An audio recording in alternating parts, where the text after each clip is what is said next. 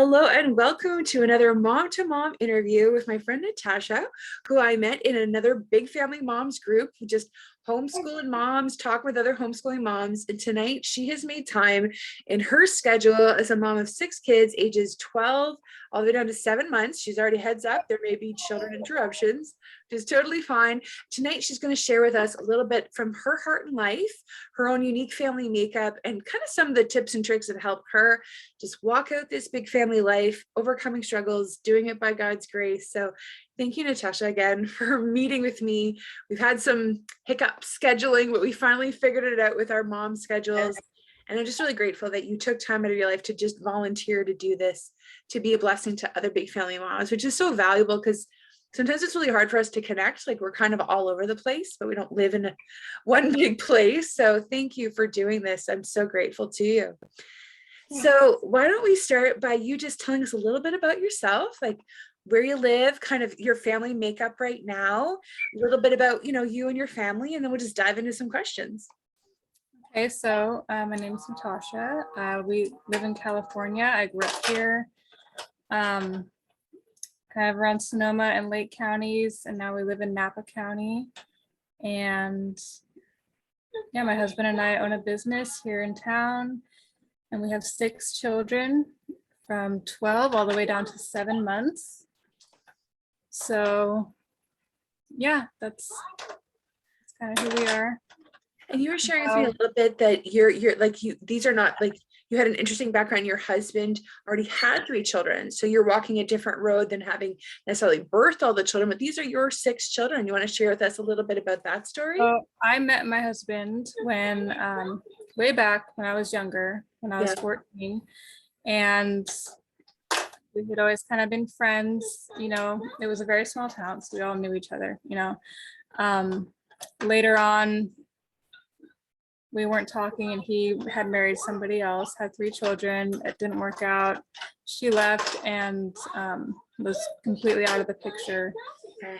And we kind of reconnected on Facebook, and he asked me to come babysit. So I did. Really? Yeah. So, and then after a few times of babysitting and then going back home, it ended up, I just didn't leave at some point and ended up adopting his children. Wow. And then we ended up having 3 of our own.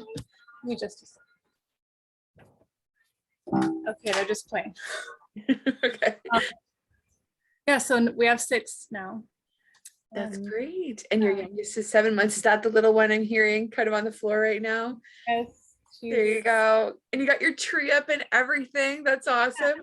Do you have like a barricade around the tree, or are you just like no touch, no touch? It's on the table. So like my homeschool desk that we had to convert to the Christmas tree table. Yeah, because she would be all over it if we didn't do that. Right. Yeah, the lower, we've got ours up. It's like a pencil tree because the only corner of our room is like so narrow just because the way it's all set up. So we have this pencil tree. It's on a box, so it's a little higher, but that bottom 2 feet is a free for all. Everything's always moving. I put the least breakable decorations that I don't really care about on there. Like the really nice ones are up high. Oh yeah, the 2-year-old's like, oh, there's toys up there. Yay. Right? I know. And they help decorate it. And then you're like, now never touch it again. Right. But it's so tempting. I know, like why? And they're so pretty and sparkly and they look like candy. So you shared with us a little bit like how you became a mom and like what was that like for you? Because all of a sudden you would adopt 3 children. And how old were they when you adopted them? So 11 months, 3 and 3.5. Wow. Almost 3 and then 3.5. Right. And then you started having your own children. So how was that for you? Suddenly, boom, 3, and then you start having children. Like, what was that like for you? It was honestly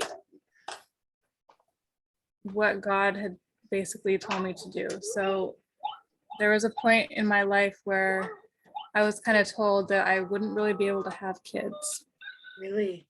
And I ended up accepting that.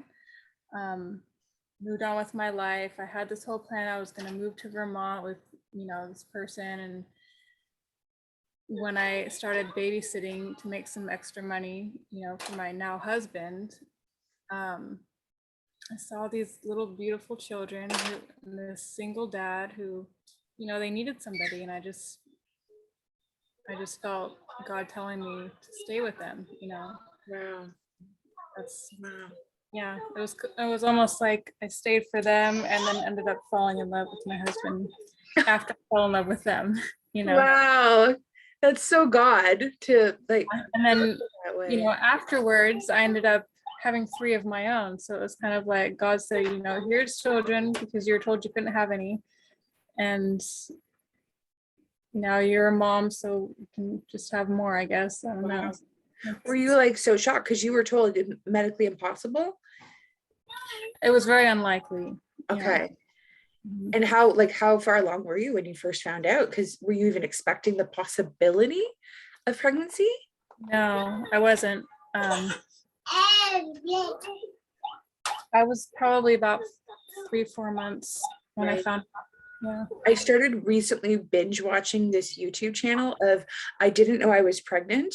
Mhm. And it's like an OBGYN who's analyzing this TLC show to see how realistic is that? Because I was like, how could you not know you're pregnant? But then I hear stories of women like you who they weren't expecting to be pregnant. And I'm like, oh, I see how that could happen. Right. Wow.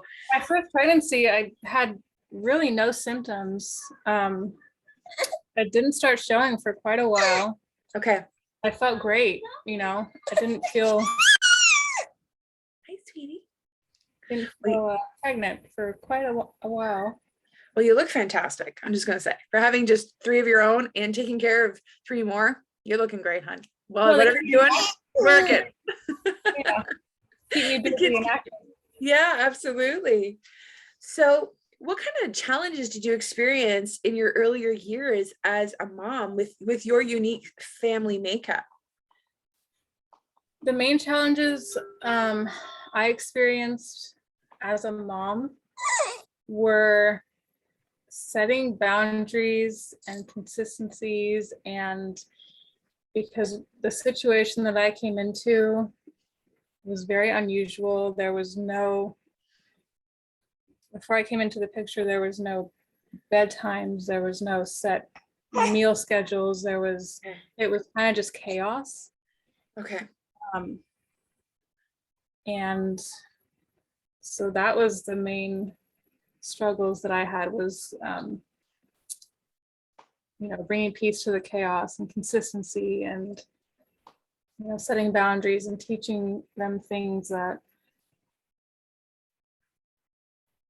they should have been taught, but they were, Yeah. they weren't, kind of having to help them unlearn certain behaviors and relearn better behaviors in place of those. Right. That makes sense. Yeah, absolutely. Like you said, if they had no schedule at all, not even a bedtime, then that's your starting point. Mm-hmm. So what were some of like the tips and tricks then that you developed as a mom as your family was very rapidly growing in these early years? Consistency was probably the main thing that saved me. Even when it was hard, just kind of not giving up in that because I needed it so much. And when you're in the middle of it, it feels like it's easier just to kind of give in and do what makes them happy in the moment. Yeah. Right? Yeah. But the hard thing is to kind of stick through it and see those better results in the end, Yeah. Yeah. Otherwise, those problems will escalate and they'll grow and then they'll get bigger and they'll become bigger issues than they were when they were little. Yeah, exactly. Exactly. So, like, what was one of the ways that you implemented that consistency? Like, it sounds like on the inside, you were just like, I'm just going to hold firm. Was there anything specific that you did externally, like for the bedtime, for example? Like, how did you get that established to be consistent? I started doing bedtime stories. Okay. Bedtime stories were a big deal. Scratching their back and rubbing their feet. It was like you had to make a whole kind of nighttime routine out of it to make them feel good about it, And then if they still fussed and through a fit, you kind of had to be a little firm and say, no, this is what's happening because I am the boss, but Yeah. There you go. And now, have you seen the fruit pay off now that you said the oldest is 12? How's the bedtime routine now? yes, it's almost perfect. Almost I have perfect. a toddler and a baby, but the baby sleeps pretty well at night, and the toddler is the only one that really gives us issues. But because all the other kids are in the routine, Yeah. it makes it so much easier because that's her example, Yeah, exactly. Everybody's doing this, and we all have to do it too, Like positive peer pressure. Right, exactly. Everybody's doing it. Right. Right on. And Look, your sister is laying in bed, so she gets to have her back scratched and a song sung for her, look at her. It's just so Well, that nice. you gotta get in your bed too. That's right. Oh, that's good. You got to put the carrot on the stick, right? Yeah. So, how have you connected with God through these busy seasons of life as a mom? What's been helpful for you? Really taking a time out and connecting with God in the middle of the chaos, kind of removing myself when I needed to. Mhm. Because when you're right in the middle of it, it can be very stressful and overwhelming, with a lot of the kids Mhm. kind of giving you a hard time at the same time. Yeah, sure. So, would you I know some people like that, gotta get up early. I'm not a get up early kind of gal. I'd rather stay up late. Did you So kind of find a consistency for yourself? quiet time in the middle of the day was a big deal, especially when they were all younger. Yeah. Now I can say, okay, the toddler and the baby are going to have nap time or quiet time, and the older kids now know that they got to go outside or do their own thing. Yeah. And they need to kind of be quiet if they're in the house, or just stay outside. Yeah. But yeah, when they were all very young, quiet time was a really big game changer. Yeah. And is that the time for you where you're like, this is where I'm going to connect intentionally, like read your Bible, whatever that looks like for you? Right. Like Yeah. that sounds like the consistency you did with the kids really also paid off for you. It did. Yeah. Yeah, that structure is so good. Yeah, it's important for everybody, not just the kids. It's for us moms. Yeah, I've heard it said. Otherwise we feel kind of run down and everything's being sucked away from us and there's nothing left for us, so we have to kind of reconnect with ourselves and with God and kind of give back to yourself a little bit and not feel guilty about it, because that's so hard too. Yeah. It's feeling guilty that when they want that attention, but you're like, no, it's time for everyone to just have their quiet time. Yeah. Yeah. Tug on your yeah. Go ahead. You can kind of tug on your heart when you feel like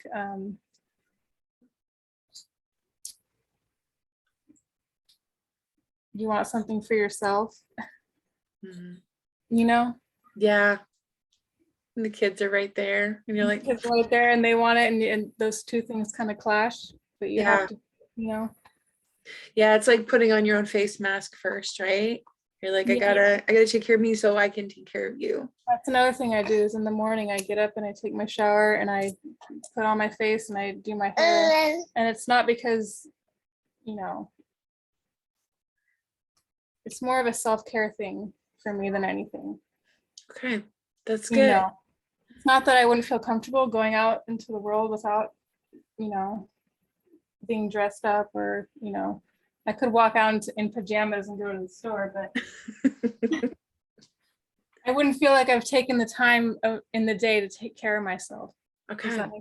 Yeah, it totally makes sense. I know what you mean. I got into the one habit myself, even choosing to put on earrings, choosing to put my hair up, not because of vanity, but yeah, I know what you mean about just taking care of me. Right. It's just those little things. Yeah.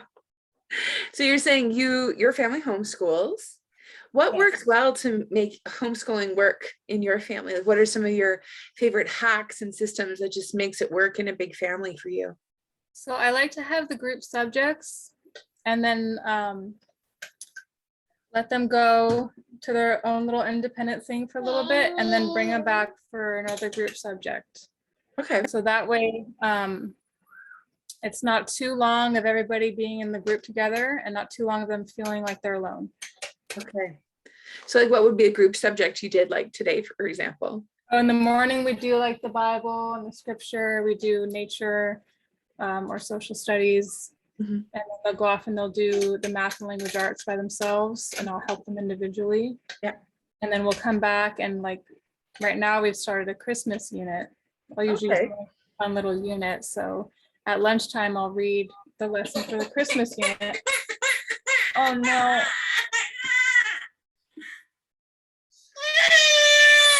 Sorry. No problem. So lunchtime, we'll do the Christmas unit, and then we'll have the quiet time after that. Oh, baby. I know. You cried out, baby. What?